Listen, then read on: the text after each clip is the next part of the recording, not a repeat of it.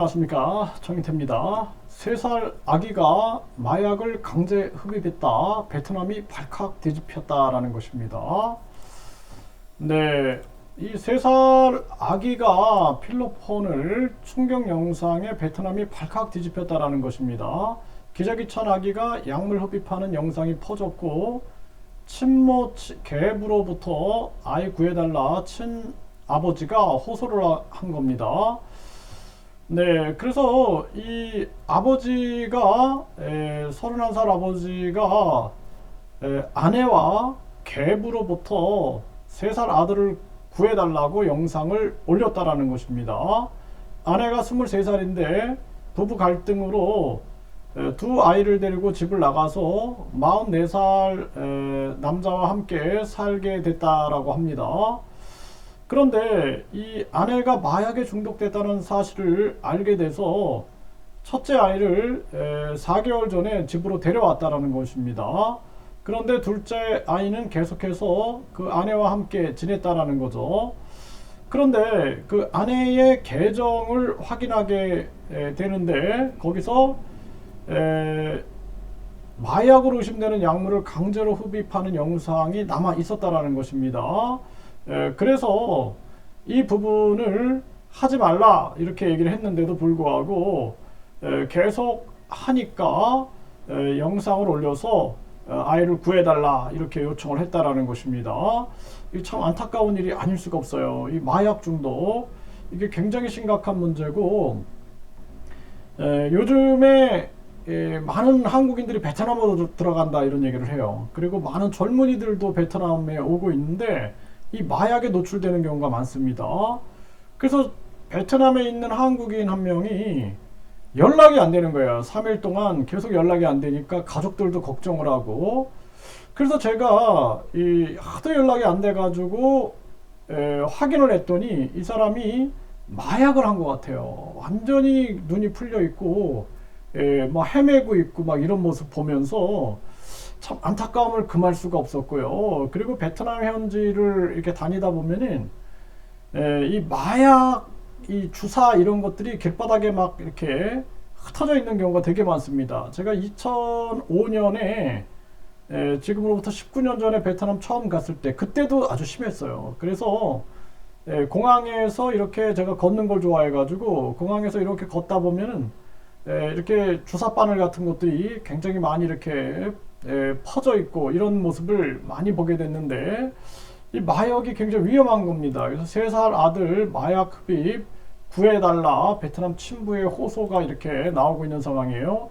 부천 노래방에서 베트남인들이 마약 파티를 하다가 잡혔다라는 것입니다. 네, 노래방에서 집단 마약 파티 경찰 베트남인 8명을 체포했다라는 거죠. 네, 베트남 휴양지 다낭, 한국인들이 많이 찾아가는 곳이죠. 다낭. 이 클럽에서 마약 파티 64명 양성 반응이 일어났다. 이 베트남 가면 이런 클럽이 굉장히 많아요. 여기서 이제 풍선인데 이 환각을 일으키는 그러한 풍선들 판매를 아주 편하게 볼 수 있는 부분들이 많고, 그리고 이 베트남 노래방에 가면은 뭐 저는 마약을 안 해봐서 모르겠는데 마약을 한 사람들이 얘기를 하는 거예요. 마약 냄새가 난다고.